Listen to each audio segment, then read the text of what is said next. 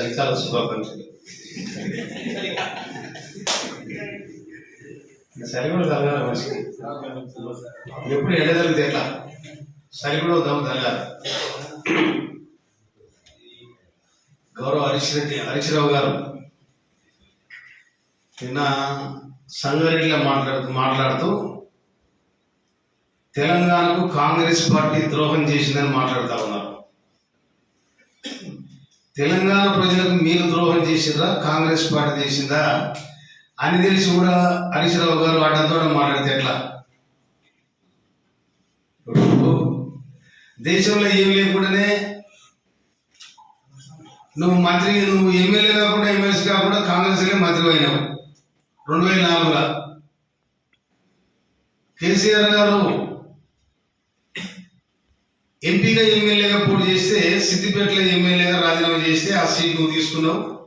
నువ్వు గెలవడానికి వచ్చి మేము తైతక్కలాడి హరీశ్రావు నాయకత్వం వర్తిల్లాలి, కేసీఆర్ నాయకత్వం వర్తిల్లాలి, లొల్లి గందరగోళం చేసి నేను గెలిపించాను. నువ్వు మంత్రి కావుతలే, నువ్వు ఎమ్మెల్యే కావుతలే మంత్రి అయినావు. అది ఎవరు చేసి నేను కాంగ్రెస్ పార్టీ చేయలే? లేకపోతే అప్పుడు టీఆర్ఎస్ అధికారం ఉందా? రాయి హరీశ్రావు నీకు పెట్టిందా? కాంగ్రెస్ తెలంగాణ ప్రకటించిన వెంటనే కేసీఆర్ నువ్వు నీ పిల్లలు నీ బామ్మడి పిల్లలు నీ మరదల పిల్లలు అందరూ తట్టు కట్టుకొని సోనియా గాంధీ దగ్గర పోయి దండం పెట్టి వస్తుంది. అది కాంగ్రెస్ ద్రోహం చేసినప్పుడు మీకు యాదరా కదా? కాంగ్రెస్ ఎట్లా? ఇంకో మాట, తెలంగాణ ఒక ఉద్యమ పార్టీ టీఆర్ఎస్ లో పెడితే మీరు అవసరాల కోసం బీఆర్ఎస్ లో దాన్ని మార్చిర్రు. ఎందుకు మార్చిర్రు? తెలంగాణ ప్రజలను ద్రోహం చేసినట్ట, మీరు మేలు చేసినట్ట? ఏం చేసినట్టు? రేవంత్ రెడ్డి గారికి ఉద్యమం లేదు తెలియదన్నారు. ఉద్యమం లేని ఉత్తరాలను మొత్తం తీసుకొచ్చి మంత్రి పదవులు ఇచ్చారు. మీరు ఉద్యమం సంబంధం లేని తీసుకొచ్చి మంత్రి పదవులు ఇచ్చారు. మీ పక్కన పెట్టుకున్నారు. మీరేం చేసారు? కనుక ఫస్ట్ హరీశ్రావు అన్ని తెలిసి కూడా మీరు ఈ ఒకరొకరు మాట్లాడితే ప్రజలు నమ్మరు. మీ మాటలు నమ్మే పుట్టుదల లేదు జనంగా. మీరు చేసేగానే చేసిర్రు. ఇంకా చేద్దామంటే అది వీలు పడతలేదు. మాటలు అంటుర్రు, అన్ని అంటుర్రు. ఎక్కడ మీరు చేసిన భాషలను ఎక్కడ పోయి మూడగట్టుకొని మూల పెట్టిందా? కనుక అర్థం పడతాం లేకుండా మాట్లాడదు. అట్టగట్టాను కూడా, కానీ అన్ని తెలిసి కూడా నడన చేయదు సుమా. ఏమైనా తెలియకుండా నడన చేస్తే పర్వాలేదు. అని ఆయనకి ఏం తెలియదు అనుకున్నావు. అన్ని తెలిసి కూడా నువ్వు కాంగ్రెస్ లో ఎంతో బదనం చేద్దాం గ్రహిస్తా. కాంగ్రెస్ పార్టీ బదనం ప్రజల గుండెల బదిలా ఉంది కాంగ్రెస్ పార్టీ. ఇవాళ మీరు జగసేపు ఏది లగచర్ల మీద అటు ఇటు ఎగిరి ఆఖరి కాల్పులు వచ్చింది అడగబడ్డారు. ఇప్పుడు కాంగ్రెస్ ద్రోహం చేసి తెలంగాణ కంటే ఇది ఏమన్నా విలువగా ముచ్చటేనా హరీశ్రావు గారు? ఈ విలువలే ముచ్చట ఏం మాట్లాడతారు మీరు? కాంగ్రెస్ తెలంగాణ రాష్ట్రం ఇచ్చిందే కాంగ్రెస్ కదా, తెలంగాణ ఇచ్చిందే కాంగ్రెస్ కదా. కాంగ్రెస్ భుజాలు వేసుకొని నడిపించిందే అదే రేవంత్ రెడ్డి గారు కదా. ఈ ఎన్నికలలో వాడు పిసిసి అధ్యక్షులు కదా. ఆ మాత్రం మీకు జ్ఞానం లేకుండా మాట్లాడతారా?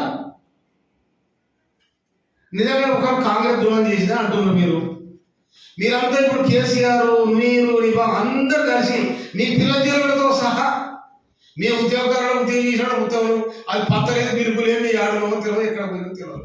కానీ మీరే మీ కుటుంబంగా అడిగిపోయి ఆ సోనియా గాంధీ దగ్గరికి ఎందుకు పోయారు? కాంగ్రెస్ ద్రోహం చేసే ఎందుకు పోయినాడు మీరు? ఏమిటి పోయారు? లక్షలాది మంది మిమ్మల్ని నమ్ముకొని ఉన్న కార్యకర్తలను, సెకండ్ క్యాడర్ లీడర్ మొత్తం ఆగం చేసి అన్నమూలం చంద్ర అంటుంటే బజార్లో పడించారు మీ ఉద్యోగం పేరు మీద. నిజంగా హరీశ్రావు నమ్ముకున్న ఆ జిడ్డబాలకృష్ణ సచివాలయం చూస్తే జిడ్డబాలకృష్ణ రెడ్డి సచ్చినా చూస్తుంది, ఆయన హెలికాప్టర్ తిరిగి ఆయన ప్రాంతం కూడా సర్వస్వం కోల్పోయా. ఎవరి బాగా చేసిన చెప్పు హరీశ్రావు గారు, మీరు నిన్ను నమ్ముకున్నాడు ఎవరు బాగున్నాడో చెప్పు. కానీ కాంగ్రెస్ నమ్ముకున్న వాళ్ళు కష్టజీవులు, ఇండ్లు వచ్చినాయి, భూములు వచ్చినాయి. ఇవాళ నేను హరీశ్రావు గారికి ఒక మాట చెప్తాను. మీరు Siddipet collector office, SP office కట్టారు. ఆ జాగా ఎవరిది? తోళ్ల పరిశ్రమకు సంబంధించిన జాగా. మీరు ఆ తోళ్లు కొనే మార్గాల మీద మీకేమన్నా అభిమానం ఉందా? ఈ భూమి వాళ్ళకి ఉండాలన్న జ్ఞానం ఉందా మీకు? అది కాంగ్రెస్ కేటాయించిన భూమి. అది కాంగ్రెస్ ప్రభుత్వం ఉన్నప్పుడు లిడికాప్ ద్వారా మాదిగలకు, చెప్పులు కుట్టే చర్మకారులకు కేటాయించిన భూములలో మీరు ఇప్పుడు కలెక్టర్ ఆఫీసులు, ఎస్పీ ఆఫీసులు కట్టారు. మీరు ఉదాహరణ మీ సిద్దిపేట మీరు కట్టిన కలెక్టర్ ఆఫీసు, ఎస్పీ ఆఫీసే కారణం. కనుక మీ బామ్మను ఒకటి చెప్తా ఉన్నాడు, మాడలే కానీ మూడలన్నీ అక్కడ పోయి అంటాడు. మీ మూడల సంగతి చెప్పు. మరి పదేళ్ళు మీ మూడలన్నీ మెరిడేది ఎడదాసుకురు. ఆ మెరిగడ బొరిపడది, ఆ బొరిని దాచిన ప్రజలు ఎడగండి. మీరు మీ మూడలు ముయ్యలు ఇవాళ దిగిపోయిన ఎమ్మెల్యేలు, ఉన్న ఎమ్మెల్యేలు ఒక్కసారి మీరే పరిశీలన చేసుకొని అంటే అమ్మకి ఈ చెప్పులు గిప్పులు లేని మనం ఎట్లా ₹1,00,00,000 ఎట్లా రండి ఒకసారి అనుకోరు. మీరే మధ్యలో వచ్చి కూర్చుంటే కదరా అనుకోరు కదా. తిండి తిప్పలు లేకుండా ఏళ్లకు వేలాది కిలోమీటర్లు బదులట్టుకొని కార్లలో లిఫ్ట్ అట్టుకొని నీ ఉద్యమాలు చేసిన సందర్భం ప్రజలు. కానీ మీరు ఏడ అనుభవితే ఆడ, ఏడ అనుకుంటే ఆడ మంచిగా చేసుకుని పొంద పెట్టుకోరు. ఇలా కాంగ్రెస్ పార్టీ ఇవాళ ఎవరి ద్రోహం చేసింది అది చెప్పు. ఎవరి ద్రోహం చేసింది? గద్దర్ ద్రోహం చేసిందా? యాదగిరి ద్రోహం చేసిందా? ఆ స్తూపం, అమరవీర స్తూపం కట్టిన యాదగిరికి ద్రోహం చేసిందా? ఎవరు ద్రోహం చేసింది? సాగర్ ఐలాండ్కు ద్రోహం చేసిందా? ఎవరు చేసింది? కాంగ్రెస్ పార్టీ. తెలంగాణ అమరవీరుల ద్రోహం చేసిందా? ఎవరు చేసింది? కనుక ద్రోహం తలపెట్టింది మీరు, ఉద్యమకారులాగా చేసింది మీరు, సంచులు నింపుకున్నది మీరు, పరిపాలన పేరు మీద రాష్ట్రాన్ని ఆగమాగం చేసింది మీరు. మీరు కట్టి 1 కోటి ఎకరాలు నీళ్ళు ఇస్తున్నారు. నా కోటి లేదు. ఏది ఎక్కడుంది? ఎవరికి ఇచ్చింది నీళ్ళు? మేడిగడ ఇచ్చే ఒక సుక్క నీళ్ళున్నాయా? కాళేశ్వరం పంపింగ్ చేసి ఎస్ఆర్ఎస్పీ నీళ్ళు తెచ్చి అవి సప్లై చేస్తారు. కాళేశ్వరం ఎక్కడిది? ఈ కథ ఎక్కడిది? కాళేశ్వరంతో మీ కథ ముగిసిపోయా. ఇంకా బుక్ అయిపోయింది. ఆ కాళేశ్వరం ఆ మేడిగడ చూస్తారు నిజంగా విచిత్రం అనిపిస్తుంది. ఇలా వినోదరావు గారు అంటారు మేడిగడ మునిగింది, అబద్ధం ఆడుతాడు. మూవీ చూసిన పరాజు అదేమో ఎక్కడైనా పోయేది ఉరికిందా? అది మేడిగడ కుంగిన గురించి ఏమన్నా దేశం ఉరికిందా? అది ఎవరైనా ఈ ప్రభుత్వం వచ్చి గెలిచిందా దాన్ని? మీరు చూడండి. కనుక కాంగ్రెస్ పార్టీ ఇప్పటికీ లక్షలాది మందికి, లక్షలాది మంది రైతాంగానికి ఇవాళ 1 ఎకరానికి సన్నబొట్టు పండిస్తే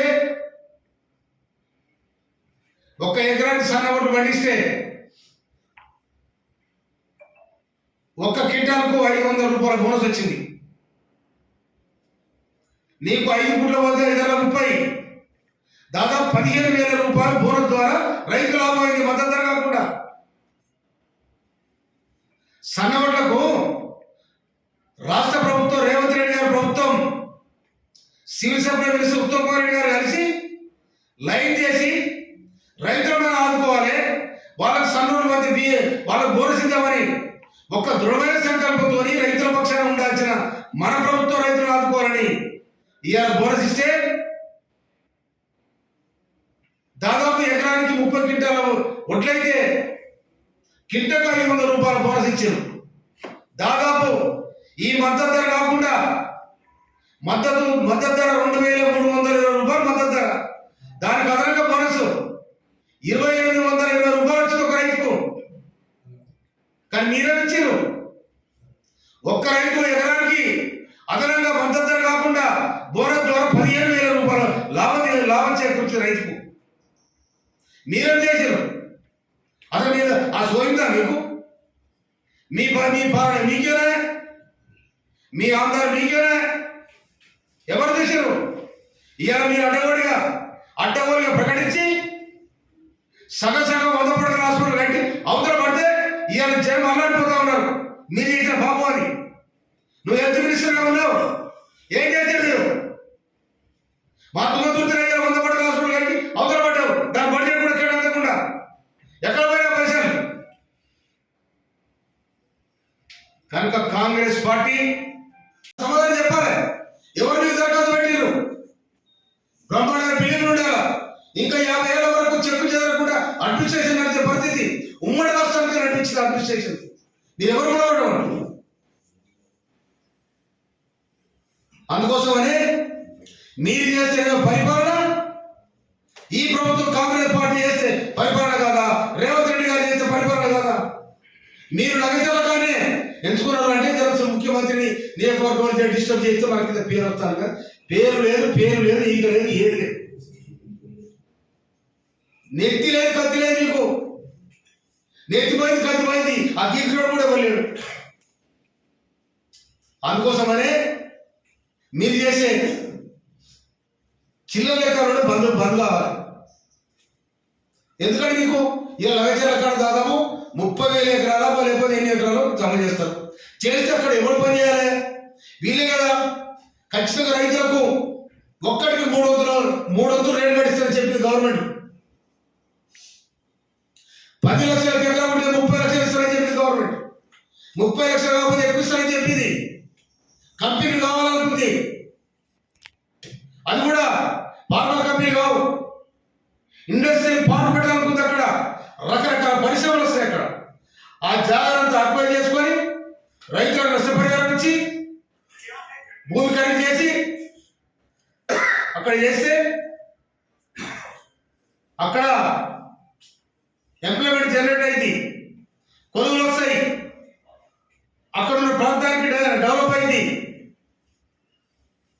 కనుక అది లేదు, ఇది లేదు. లగచర్ ఎవరు బొమ్మండి మీరే కడతారు ఆడికి. లగచర్ ఇంకా చుట్టాలి అడిపోయింది. ఎందుకు పోయారు? ఏమని పోయారు? అమ్మాయికి జనం తీసుకుపోయి ఎగబెట్టి మీరేమో బజారు తిరుగుతున్నారు, వాళ్ళేం చేయలేమన్నారు. దానికి కేటీఆర్ సమాధానం చెప్పాలి. అందుకోసమనే ఇటువంటి తప్పుడు విధానాలు బీఆర్ఎస్ అని కూడా అనడు. నా నోటు రాదు, ఎందుకంటే అది ఆ కేసీఆర్ కుటుంబం బంద్ కావాలి. అట్లా థ్యాంక్ యూ. తెలంగాణ ప్రజల పక్షం నిలబడ్డది. అందుకే కాంగ్రెస్ పార్టీని గెలిపించి ఇవాళ రాష్ట్రంలో ప్రజాపాలన చేయడానికి అవకాశం ఇచ్చింది. కాంగ్రెస్ పార్టీ చిరస్థాయిగా నిటారుగా నిలబడే పార్టీ. కానీ అది మీకోసం తీరుంది.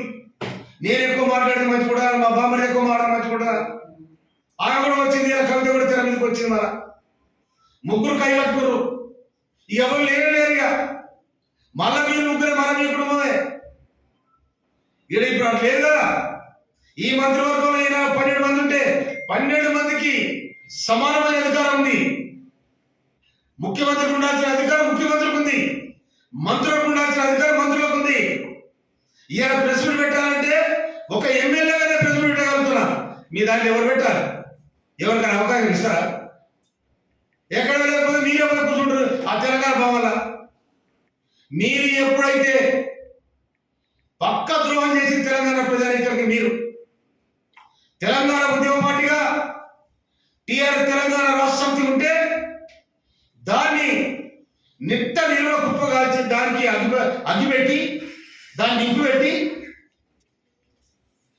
నిప్పుపెట్టి కనుమరుగు చేసి బూట్ చేసి బీఆర్ఎస్ అని పెట్టుకో. బీఆర్ఎస్ అని పెట్టుకోవడానికి మొదలగడ పార్టీ అయిపోయింది. బి అంటే మొదలగడ పార్టీ. కనుక మీ బొంద మీరు తీసుకున్నారు.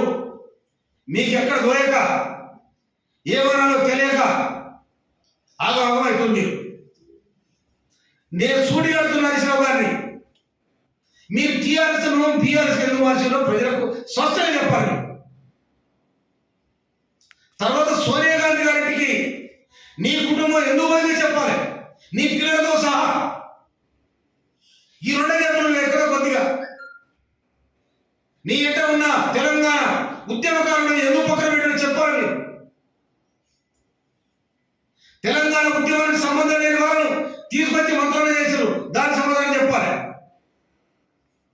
కానీ ఎలా నికారస్ గా కాంగ్రెస్ పార్టీ తరఫున గెలిచే వాళ్ళే ఇలా మన దగ్గర మంత్రులు. కాంగ్రెస్ పార్టీ బీఫామ్ మీద గెలిచే వాళ్ళే మంత్రులు. మీ దగ్గర ఆడంగా ఈడంగా ఆడంగా జమ చేసుకొని మంత్రులు చేసింది. ఆంధ్ర కంట్రోల్ అయిపోయి కథం అయిపోయింది. అందుకోసమనే మీరు మాట్లాడేటప్పుడు సమాధానం మీకు కూడా దొరుకుతుందనే ఆలోచన ఉండాలి. కనుక కాంగ్రెస్ పార్టీ